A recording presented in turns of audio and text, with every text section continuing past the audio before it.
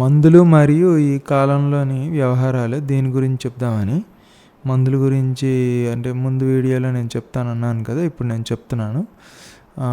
ఇక్కడ ఏమవుతుందంటే కడుపులోనికి ఏమి రాయి వేసినా అరిగించగలదని అంటారు కదా! కడుపు ఏమవుతుందంటే లోపలికి ఏదేసినా అరిగించగలిగేటప్పుడు మరి మందుని ఎందుకు బద్దలు కొట్టలేకపోతుంది? మందుని ఎందుకు అసలు ఆ మందు కూడా వేరేది కదా! అది మందు అనేది ఎలాగా కడుపులోంచి వెళ్ళి బయటకు వచ్చేస్తుంది. ఇదిగోండి ఇలాగ వెళ్ళి ఇలాగ ఎలా బయటకు వచ్చేస్తుంది ఏమీ అవ్వకుండానని నాకు కొంచెం సందేహం ఉండేది. ఆ తర్వాత మరి కొన్నాళ్ళు అయిన తర్వాత దీని గురించి తెలిసిన తర్వాత అప్పుడు ఆ సందేహం అనేది తీరిందనమాట. ఇప్పుడు నేను చెప్తాను ఏం జరుగుతుందనేది.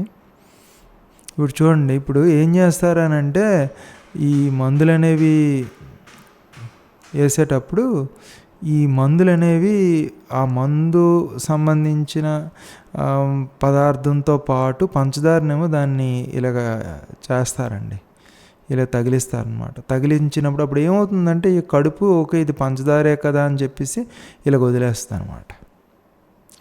ఇది జరుగుతుందన్నమాట. జరిగి దాని తర్వాత ఇదేంటంటే మందు అనేది రక్తంలో కలిసిపోతుంది అనమాట. పంచదార ఏ విధంగా ఉంటుందో ఆ విధంగానని మందు కూడా ఏమీ అవ్వకుండా రక్తంలో కలిసిపోతుంది అనమాట. ఈ విధంగా జరుగుతుంది. అంటే ఇక్కడ మనం ఏం చేస్తున్నామనంటే కడుపుని మోసం చేస్తున్నాం అనమాట. అది ఒకటని అనుకుంటున్నది, కానీ అది కాదు. అది సమస్య ఇక్కడ. ఇది వీళ్ళు కనిపెట్టారు, అమెరికాలోని గట్ట వీళ్ళందరూ కనిపెట్టారనమాట ఇలా జరుగుతుందని. ఇది మందు తగ్గించడం అనేది వేరే విషయం. ఇంజెక్షన్ మనం తీసుకుంటే ముందు వెళ్తుందనమాట. కానీ ఇక్కడ ఏమవుతుందంటే మాత్రతో వచ్చేసరికి ఇది మోసం చేస్తుంది అనమాట కడుపుని. ఇది మోసం అండి. ఇది మోసం అనేది ఏంటంటే ఇది ప్రకృతి విరుద్ధం అనమాట. ఒకటి అనుకుంటాం కానీ అది కాదనమాట, ఇది వేరేది. ఇక్కడ మోసం జరుగుతుందన్నమాట. ప్రతిసారి ఏంటంటే కడుపుకు మోసం చేస్తున్నాం అనమాట మనం.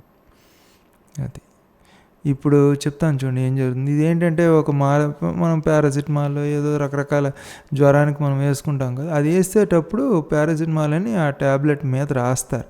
కానీ దానిలో పాటు ఇవన్నీ ఉంటాయంట, ఇన్ని ఉంటాయటండి. ఇదిగోండి ఇదే నేను చెప్తున్నాను కదా సెల్యులోజ్ అని, ఇదే ఆ పంచదార పదార్థం అనమాట. ఇవన్నీ ఉంటాయన్నమాట. ఇవన్నీ ఉండి ఆ కడుపును మోసం చేయడానికి ప్రయత్నం చేస్తాయన్నమాట. చేసి దాన్ని రక్తంలోనే కలిసి ఎందుకు ఇది జరుగుతుంది అని అంటే మంచి చేయడానికే జరుగుతుంది, కానీ తప్పు జరుగుతుంది అనమాట లోపల.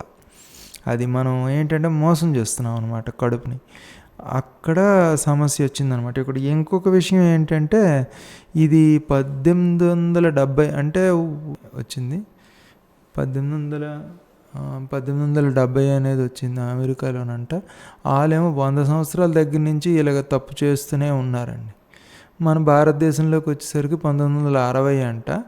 ఆ తర్వాత చైనా అనేది 1970. చైనా అనేసరికి 50-60 ఏళ్ళు దాకా అయ్యింది. దాని తర్వాత ఇలాగ ఉందన్నమాట. ఇలాగా మనం తప్పు చేస్తూనే ఉన్నాం అన్నమాట ఇవన్నీను. అది వాళ్ళు అక్కడ చేయడం, ఇక్కడ మనం తీసుకోవడం, ఇదంతా తప్పు జరుగుతుందన్నమాట. ఇది ఇప్పుడు ఏంటంటే ఒక్కొక్కరు 13 మాత్రలు 15 మాత్రలు ఇష్టం వచ్చినట్టు ఎన్నో మాత్రలు వేసుకుంటున్నారు కదా, అవన్నీ ప్రకృతి విరుద్ధం అనమాట. అది ఇప్పుడు ఇంకొక విషయం ఏంటంటే ఇప్పుడు మొక్క ఉంది కదా, మొక్కను అనేది కొన్ని తీస్తున్నటప్పుడు కొన్ని ఔషధ గుణాలు అనేవి ఉన్నాయని తెలుస్తుంది అన్నమాట. మొక్క అనేది ఆకులో చూసుకుంటే 10 ఉన్నది అనుకోండి ముఖ్యంగా.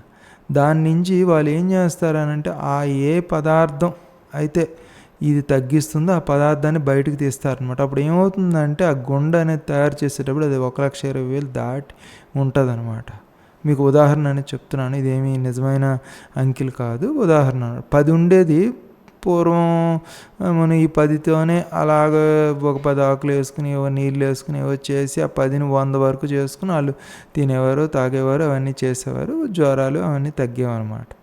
కానీ ఇక్కడ ఏమైందంటే 1,20,000 చేసి దాని తర్వాత ఒక 10 సంవత్సరాలు ఉంటుందన్నమాట. వాళ్ళు కూర్చొని ఏవో ఎలకలను చంపి వాళ్ళని చంపి అందరినీ ఇది చేసి ముఖ్యంగా 10 సంవత్సరాలు అయిన తర్వాత ఒక మాత్ర అనేది తీసి చెప్తారనమాట, ఇది 25,000 వరకు తగ్గుతుందన్నమాట.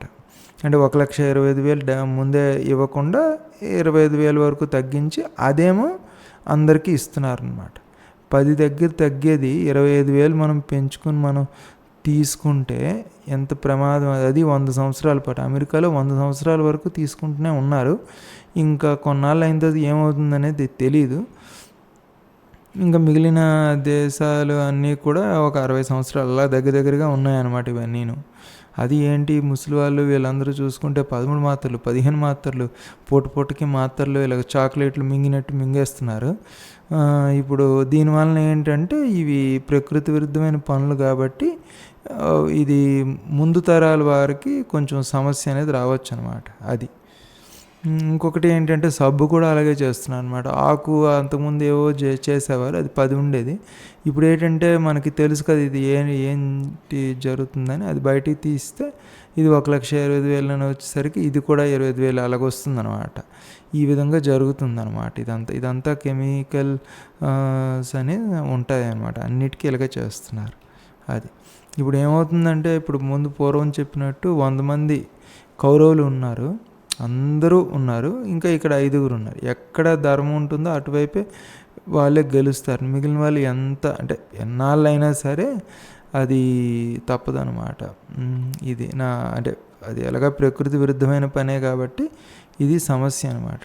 అది ఇప్పుడు మళ్ళీ మన డాక్టర్లకి ఏవి తెలియదు అని అంటే పాపం అండి వాళ్ళకి కూడా ఏం తెలియదు. ఎందుకంటే ఇక్కడ భారతదేశంలో ఉండే డాక్టర్లు అందరూ కూడా అది చదువు అంతా కూడా అక్కడి నుంచే తెచ్చుకొని వస్తున్నారు. అసలు ఎందుకు చదువుతున్నామని కూడా వాళ్ళకి తెలియదు. ఎందుకంటే అవి పుస్తకాలు కానీ అన్నీ అక్కడి నుంచే వస్తాయి. ఇంకోటి ఏంటంటే అక్కడ అలా ముద్రించేస్తారు, దాన్నేమో వీళ్ళు చదువుతారు. దాన్నే కాన్సెన్సస్ స్టేట్మెంట్స్ అంటారనమాట. ఆ కాన్సెన్సస్ స్టేట్మెంట్స్ అంటే ఎలాగా జ్వరం వచ్చినప్పుడు ఏ మందు వాడాలి, ఏ మందు ఇవ్వాలి అనే విషయం అనేది వీళ్ళే చెప్తారనమాట ఈ డాక్టర్లకి. ఇక్కడ ఏంటంటే మన భారతదేశంలోని డాక్టర్లు అందరూ ఇలాగే అక్కడ వాళ్ళు ముద్రణ చేస్తారు. ఈ జ్వరంకి వచ్చినప్పుడు పారాసిటమాల్ ఇవ్వాలి అని ముద్రణ చేస్తే వీళ్ళు వచ్చి దాన్ని చదువుకున్న పుస్తకాలను తీసుకుని చదువుకొని ఇక్కడ ఏం చేయరండి, ఇక్కడ ఏం లేదనమాట. మన భారతదేశంలో వీళ్ళందరూ ముఖ్యంగా దానికి చాలా సమస్యలు ఉన్నాయి, వాటి గురించి నేను మాట్లాడను. కానీ ఇక్కడ ఏమీ లేదు. అక్కడి నుంచి వచ్చింది బాగా చదువుకుంటారు. ఎందుకంటే ఎన్నో లక్షల మంది పరీక్ష రాసి కొంతమంది మాత్రమే డాక్టర్లు అవుతారు కదా. అందుకే ఇది చాలా తక్కువ మంది రాస్తారన్నమాట. అది ఈ విధంగా అవుతుందన్నమాట. మన డాక్టర్లకి ఏమీ అది తెలీదు ఈ విషయం, ఇది ఎలా జరుగుతుంది ఇది అని. ఇవన్నీ కూడా బయటను కూడా చెప్పరనమాట. ఇది నేను కొన్ని అంటే విదేశీ వాళ్ళు వచ్చి ఇక్కడ కొన్ని సెమినార్లు గట్టా ఇస్తునేటప్పుడు అది వినిన తర్వాత నాకు కూడా తెలిసింది, లేకపోతే నాకు కూడా తెలియదు అనమాట. ఇది చాలామంది తెలియవచ్చు, కానీ ఇవన్నీ పొరపాట్లు అనేవి జరుగుతుందన్నమాట. ఇలాగా ఇవన్నిటికీ లెంక పెట్టేసరికి అప్పుడు నాకు అర్థమైంది, ముందు తరాల వారికి చాలా కష్టం అనమాట అని చెప్పేసి. ఇది మాత్రలు సంబంధించింది ప్రకృతి విరుద్ధమైన పనులు. దీనికి మరి పరిష్కారం ఏంటి అని అంటే పరిష్కారం అంటూ ఏమీ లేదు. ఎందుకంటే ఇవన్నీ ఒకట్లు ఇద్దరు చేస్తుంది కదా, అందరూ చేస్తున్నారు.